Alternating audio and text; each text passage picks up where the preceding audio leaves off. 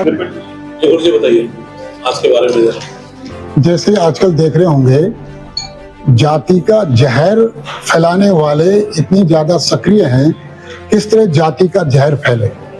तो इस जाति के जहर को रोकने के लिए और एक दूसरे तो जाति का जहर फैलाने वाले, एक इस परम ग्रंथ जो मनुस्मृति है इसका अपमान करने वाले बहुत ज्यादा आजकल चर्चा में है। इसी ग्रंथ का क्यों विरोध हो रहा है कि अगर ये आम आदमी के हाथ में पहुंच गई, आम आदमी इसको पढ़ने लग गया तो जाति व्यवस्था खत्म हो जाएगी, सारी जाति व्यवस्था खत्म हो जाएगी अगर मनुस्मृति लोग पढ़ने लग गए। क्योंकि इस परम पवित्र ग्रंथ के पहले अध्याय में दो बार एक बात कही गई है कि जन्मना जायते शूद्रः, जन्म से सब शूद्र हैं। एक बार नहीं, दो बार कहा। दो बार को जिस बात को कहा जाता है वो महत्वपूर्ण बात होती है। तो इसी बात को समझाने के लिए आज आसपास जो पश्चिमी उत्तर प्रदेश से कुछ लोग यहाँ जो पदाधिकारी हैं वो इकट्ठा हुए थे कि हमको इसके विषय में चर्चा की जाए। क्योंकि जाति का जो जहर है, ये जाति का जहर केवल नुकसान करेगा गरीब वर्ग को और मध्यम वर्ग को, चाहे वो SC ST हो, OBC हो, जनरल हो। जो अमीर हैं उनको जाति का जहर कभी नुकसान नहीं पहुंचाएगा। जो जाति का जहर फैलाने वाले हैं वो नशे का विरोध नहीं करते, नशे के विरोध में कोई बड़ा कार्यक्रम नहीं करते, वो केवल जाति का जहर फैलाते हैं। इसलिए हमने आज यहाँ एक उद्घोष दिया कि फसल से पहले नस्ल बचाओ, नशे के जहर से, जाति के कहर से बचो और बचाओ। नशे का जहर और जाति का कहर, इनसे सबसे ज्यादा हानि जो होगी या हो रही है वो गरीब और मध्यम वर्ग की, चाहे वो ST ST हो या OBC हो या जनरल हो। मुझे आप तो कह रहे कि पाकिस्तान बनने की नौबत आ रही है, वो किस संदर्भ में कहा? अगर जाति का जहर इस तरह ही फैलता गया तो ये पाकिस्तान बन जाएगा। जाति का जहर फैलेगा तो यहाँ गरीबी आएगी, मुट्ठी भर लोग खरपति होंगे, मुट्ठी भर, जैसे पाकिस्तान में उन्होंने बांटा, वहाँ अहमदिया, कादियानी, शिया, सुन्नी और भी बांटा। इतना जहर है वहाँ कि वहाँ के जो हैं भ्रष्ट लोग वो तो खरपति हैं, आम जनता वहाँ गरीब है और वहाँ भूखमरी की हालत है।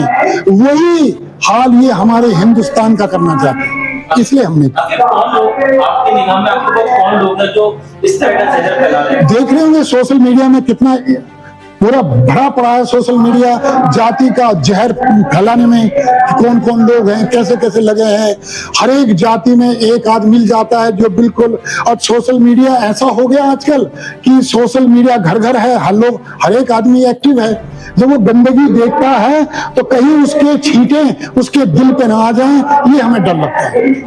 आपने संकल्प ये दिलाया तमाम लोगों को कि सोशल मीडिया को अपना हथियार बनाइए। हमने कहा जैसे गंदगी फैलाने वाले, ये जाति का जहर फैलाने वाले सोशल मीडिया में इतने एक्टिव हैं, तुम एकजुटता का अमृत फैलाओ। तुम चुप क्यों हो? तुम भी तो सामने आओ, तुम भी तो सोशल मीडिया का प्रयोग करो। वे तोड़ने की कोशिश कर रहे हैं, हम जोड़ने की कोशिश कर रहे हैं, इसलिए हमने ये बात कही। क्या संदेश देना चाहेंगे आप? हम यही संदेश देना चाहेंगे कि नशे का जहर और जाति का कहर, इससे जितना बचाया जाए उतना लाभकारी है हमारे लिए, हमारे बच्चों के लिए, हमारे आने वाली पीढ़ी के लिए, हमारे देश के लिए। जाने से पहले महाराजा सूरजमल जी की प्रतिमा तो आपने माल्यार्पण किया, उनके चरणों पर हमने माल्यार्पण किया। महाराजा सूरजमल वो महापुरुष हैं जिन्होंने धर्म की स्थापना के लिए संघर्ष किया है। वे महाराजा हैं जो कभी नहीं हारे, विदेशियों से कभी नहीं हारे। उनकी भी जो हत्या धोखे से की गई थी, लेकिन उनका पूरा जीवन धर्म की स्थापना में लगा रहा। इसलिए आज जब हम आ रहे थे वहां से तो महाराजा सूरजमल के चरणों में, उनके चरणों में हमने पुष्पांजलि अर्पित की। जनेऊ धारण कराया, कारण क्या था? कुछ लोग हमसे कह रहे थे कि जी उस समय जब विदेशी यहाँ थे तो उन्होंने जनेऊ उतारे गए। हमने कहा जनेऊ उतारे गए तो तुम पहन लो, क्योंकि जनेऊ में 3 धागे होते हैं। जनेऊ शब्द में 3 अक्षर हैं, जा, ने और ओम, इनसे बनता है जनेऊ।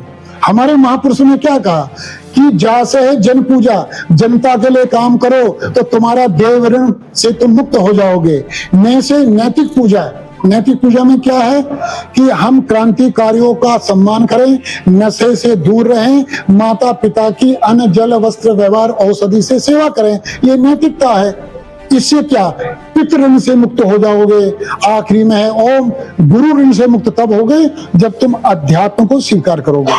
और जो जनेऊ पहनता है वो ब्राह्मण पद की प्राप्ति की तरफ बढ़ जाता है, वो ब्राह्मण हो जाता है, उसे ब्राह्मण कहा जाता है।